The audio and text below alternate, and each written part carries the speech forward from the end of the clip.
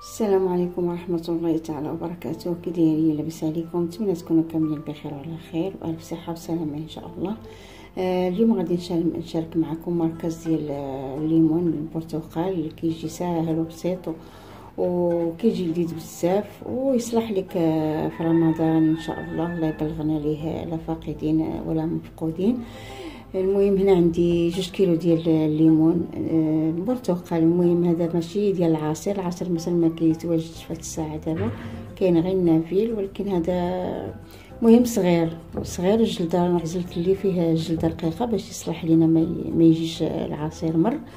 عندي هنا 2 كيلو غادي نحك الجلده ديالو، القشره ديالو غادي نحكها غير الجهه غير اللون البرتقالي وصافي، ما نوصلش حتى البيضه.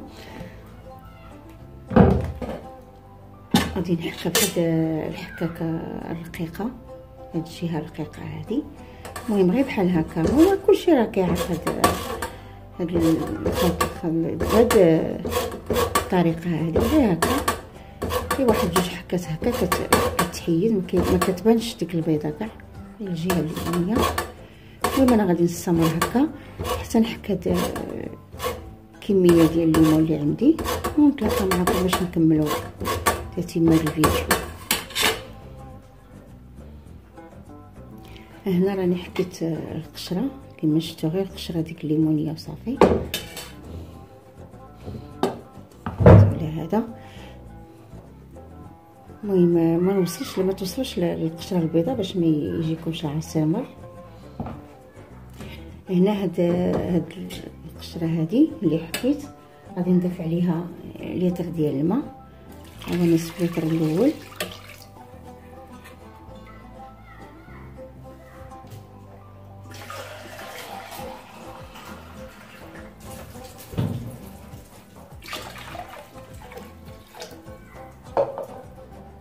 غادي نردها على النار حتى متوسطه حتى يبدا يغلي. نقص عليه، غادي يغلي غير واحد ملي يبدا يغلي، غادي يغلي مزيان واحد 10 ديال الدقائق، وغادي نطفي عليه ونخليه حتى يبرد. في نفس الوقت غادي نكون عصرت هذا الليمون هذا، اما تعصريه اما تطحنيه بلا ما في الخلاط. غادي تطحنيه وتصفي العصير ديالو او تعصريه اللي بغيتي. دابا غادي نرد هذاك على النار، القشره ديال الليمون على النار، وفي نفس الوقت غادي نعصر هذا او نطحنه، ونتلاقاو ان شاء الله باش نكملوا التتمه ديال العصير.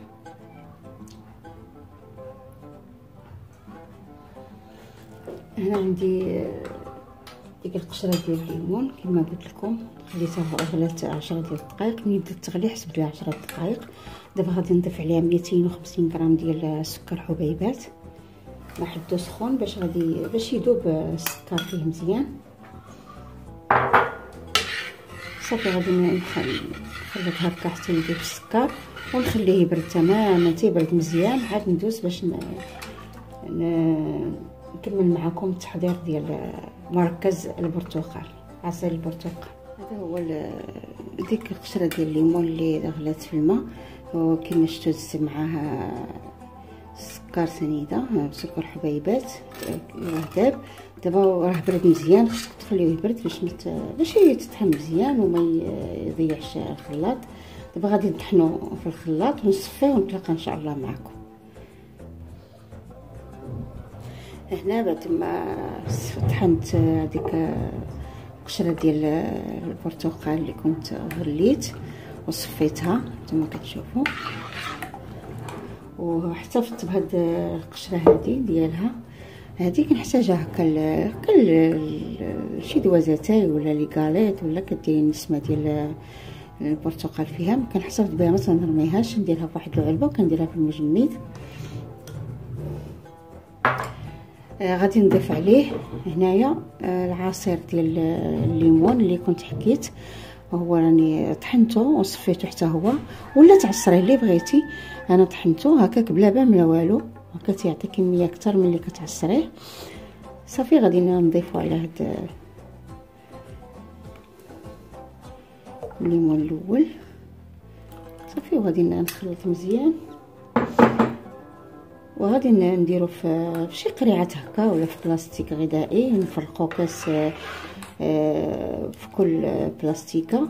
ومنين تبغي ديري العصير غتهزي غير وحده ولا القياس ديال الكاس مع لتر ديال الماء، كتنقصي منه كاس وكتضيفيه من هذا المركز هذا، وديري معاه الفاكهه اللي بغيتي، يعني الفراوله ولا لافوكا ولا البنان ولا اللي المهم اللي العصير اللي بغيتي ديريه به غادي ديريه. انا اليوم غادي نشارك معكم، غادي ندير ديال الفراوله معكم.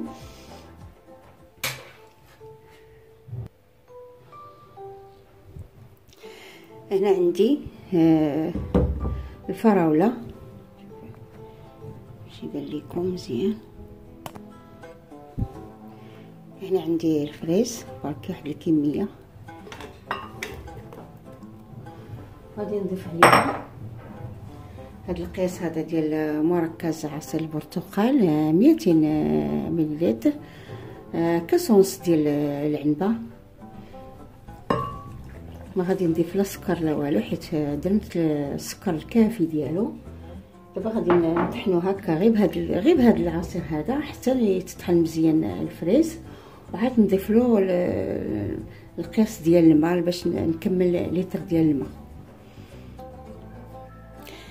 وهذا هو العصير اللي شاركت معكم اليوم، مركز عصير البرتقال. هنا درته مع الفريز وكملت عليه الكميه ديال اللي باقا ديال الماء. هاد القرعه هذه كتهز لتر، درت ديك الكاس اللي كنت درت قدامكم والباقي كملته بالماء. وهذه هي الكميه اللي خرجت ليا من ديك 2 كيلو ديال البرتقال اللي شاركت معكم. وعاد راه غير ماشي ديال العصير النافل، غير هو صغير ما تيكونش عاد فيه الماء. ما العصير ما الليمون ديال العصير غادي يخرج كميه اكثر من هكا. غادي نفرقها في واحد البلاستيك غذائي، بلاستيكات اولا في علب اللي كيدخلوا المجمد. وكل مره ما نبغي ندير شي عصير هكا بشي فاكهه ولا غير بوحدو غادي ناخذ الكميه اللي غادي نحتاج وصافي. كنت شاركت معكم مركز ديال الحامض ديال عصير الحامض، حتى هو الليمون الحامض حتى هو نفس الطريقه نديروا له. وهذا العصير بحال هاد العصائر هادو كنحتاجوهم بزاف في الشهر الكريم، وغادي يجي جاي في الوقت ديال البرتقال يكون ان شاء الله موجود فيه. وهذا هو العصير، وهذا هو الفيديو ديال اليوم. نتمنى ينال اعجابكم، والسلام عليكم ورحمه الله تعالى وبركاته. الى فيديو اخر وصفه اخرى باذن الله.